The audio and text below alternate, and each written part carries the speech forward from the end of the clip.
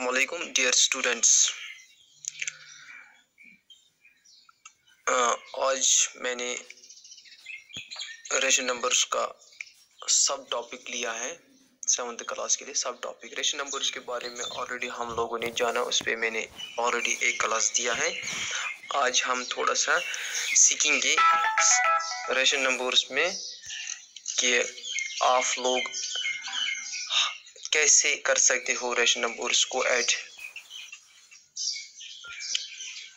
कैसे कर सकते हो ऐड। आज हम सीखेंगे how to add rational numbers, how to subtract rational numbers, how to multiply rational numbers and how to divide rational numbers.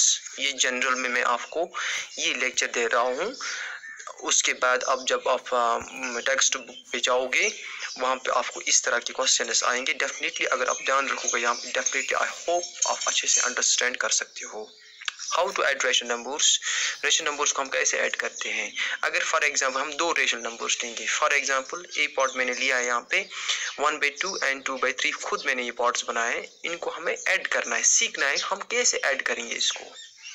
हाँ, 1/2 बीच में हम क्योंकि ऐड करना है प्लस डालेंगे, ठीक है। 2 + 2/3 यहाँ पे हम क्रॉस मल्टीप्लिकेशन करेंगे। पहले 3 को हम मल्टीप्लाई करेंगे 1 के साथ, फिर 2 को करेंगे 2 के साथ मल्टीप्लाई, वो आ जाता है 3 1 = 3 और ये आता है 2 2 = 4 और डिनोमिनेटर को भी आपस में मल्टीप्लाई हो जाता है क्रॉस मल्टीप्लिकेशन में।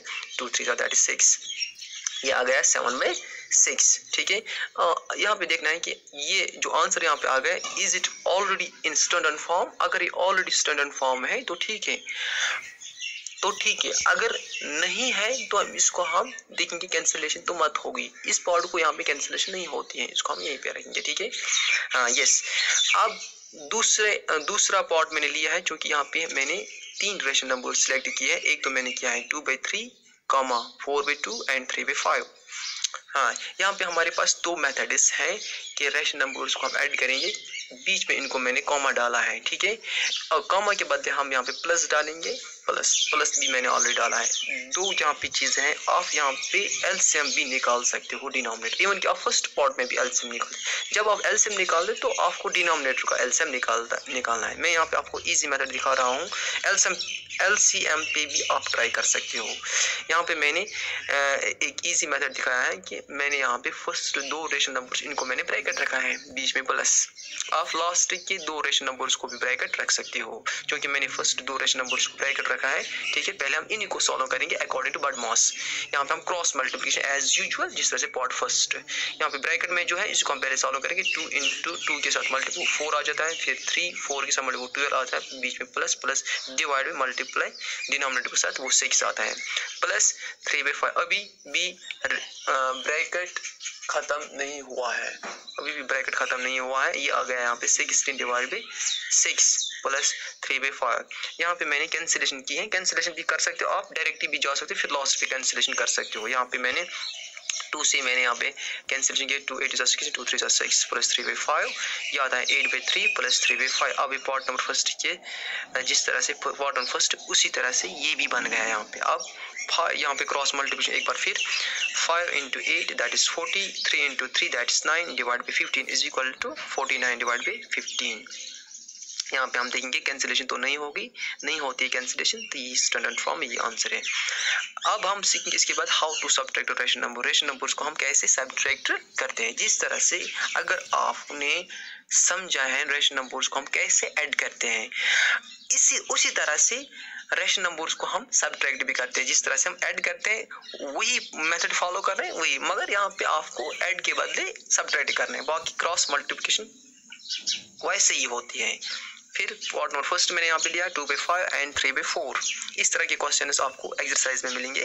बीच में हम माइनस डालेंगे, फिर क्रॉस मल्टीप्लिकेशन एज यूजुअल, जिस तरह से part number first 2/5 minus 3/4, cross multiplication 4 2 = 8, 5 3 = 15, बीच में माइनस 5 4 = 20 दैट इज -7/20। ये ऑलरेडी स्टैंडर्ड फॉर्म, ये आंसर है, ठीक है। सब्ट्रैक्ट रेशनल नंबर्स, एक बार फिर इस तरह के भी क्वेश्चंस होते हैं रेशनल नंबर्स में, सब्ट्रैक्ट रेशनल नंबर्स, क्योंकि 5/2 फ्रॉम 10/3 इस तरह के क्वेश्चंस आपको मिलेंगे, क्योंकि मैंने आपकी बुक पहले देखी है, ठीक। 5/2 फ्रॉम 10/3, इस तरह के क्वेश्चन आपको मिलेंगे। फ्रॉम आपको 5/2 सब्ट्रैक्ट करना है किस में से, 10/3 में। इसका मतलब है 10/3 पहले लिखेंगे, माइनस सब्ट्रैक्ट का है, फिर 5/2। ठीक है, यहाँ पे ख्याल रखना है। दूसरा रेशो फ्रॉम, जो दूसरा रेशो नंबर है 10/3, इसी में से आपको सब्ट्रैक्ट करना है 5/2। ठीक है, और यहाँ पे हम क्रॉस मल्टीप्लिकेशन करेंगे। 2 × 5 that is 20, 3 × 5 that is 15 divide by 6 is equal to 5/6। Already ये स्टैंडर्ड फॉर्म है। इस तरह के क्वेश्चंस आपको मिलेंगे एक्सरसाइज में डेफिनेटली। फिर हम यहाँ पे सीखेंगे अब how to multiply rational numbers. Rational numbers के लिए मैंने यस सब्ट्रैक्टिव में एक बात, अगर आप 3 रेशनल नंबर सिलेक्ट करोगे, उसी तरह से आप पहले 2 को ब्रैकेट रख सकते हो, या बाद में जो 2 है उनको ब्रैकेट रख सकते हो आप। ठीक है, इस तरह जिस तरह से आपने ऐड किया है। अब यहाँ पे how to multiply rational numbers को हम कैसे मल्टीप्लाई, 5/4 मैंने एक एग्जांपल है, इनटू 3/2। ठीक है, यहाँ पे क्रॉस मल्टीप्लिकेशन नहीं होते हैं, मल्टीप्लिकेशन यहाँ पे डायरेक्ट होता है। न्यूमरेटर के साथ मल्टीप्लाई, डिनोमिनेटर के साथ multiply. 5 × 3 that is 15, 4 × 2 that is 8। ये ऑलरेडी स्टैंडर्ड फॉर्म है। ठीक है, ये आंसर रहेगा फिर। या इस तरह की क्वेश्चंस आपको बुक में है। 2/3 बाई 5/2 आपको मल्टीप्लाई करना है। 2/3 को बाई किसके साथ, 5/2 के साथ। 2/3 × 5/2।